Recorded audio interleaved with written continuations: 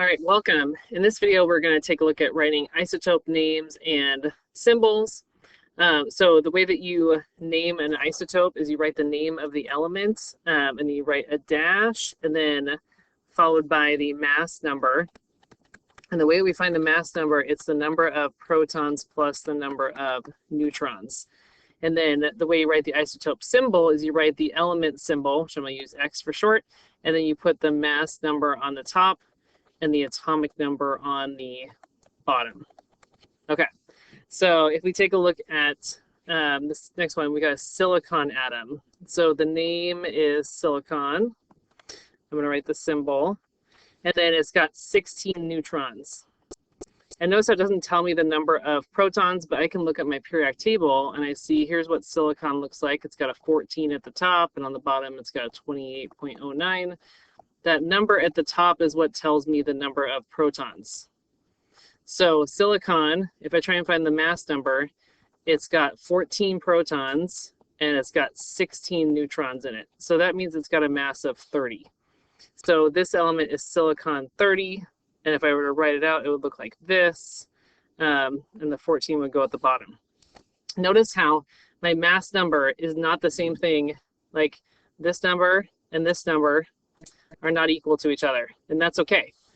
That just tells me that maybe this isotope of silicon, this version of silicon, is not the most common version, right? It looks like most silicon atoms have a mass a little bit lower, closer to 28, but some of them out there are a little heavier.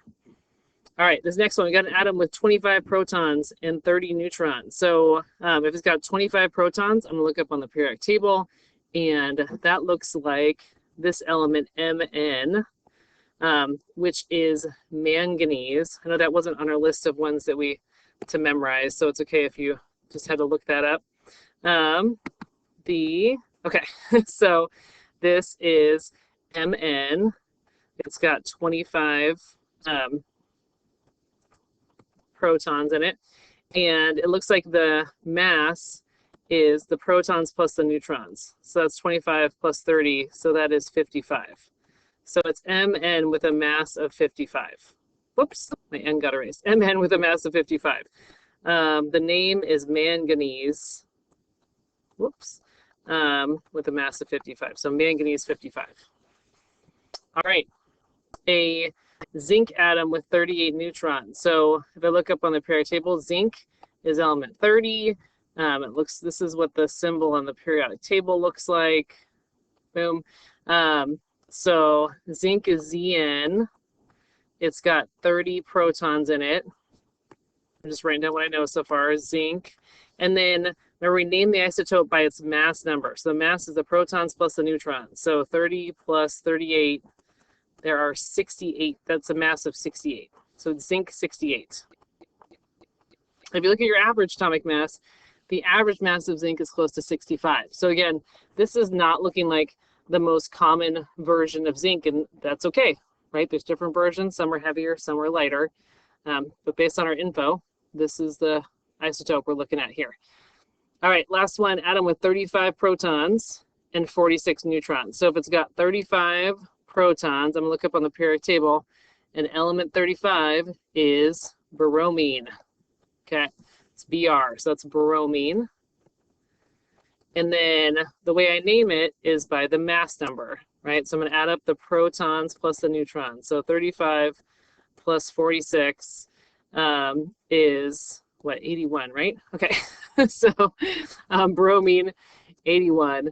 And so, and again, if you look on the periodic table, I'm running out of room, so I'm going to draw it over here. Here's what the symbol for bromine looks like on the periodic table, 79.9.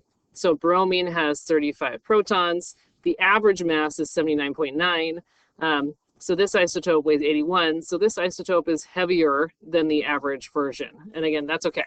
The way you figure out the mass number is by adding the protons plus the neutrons.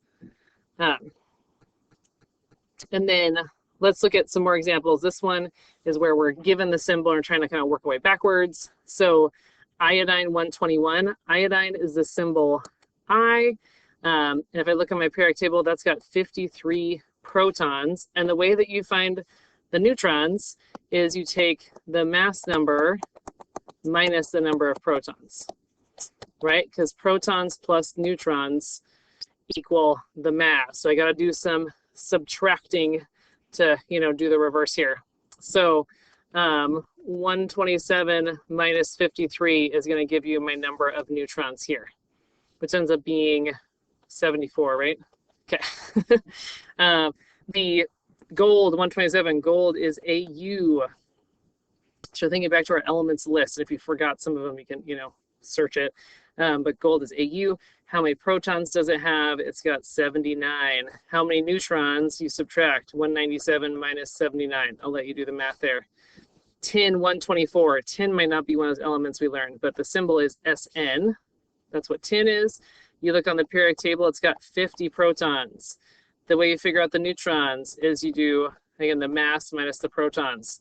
So protons and neutrons have to add up to the mass. That's the key thing here that we keep, I'm going to write down again. Mass equals the protons plus the neutrons. That's a really big idea here.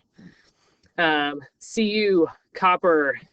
In this case, I don't even have to look on the periodic table. The number of protons is given to me right in the symbol. So it's got 29 protons.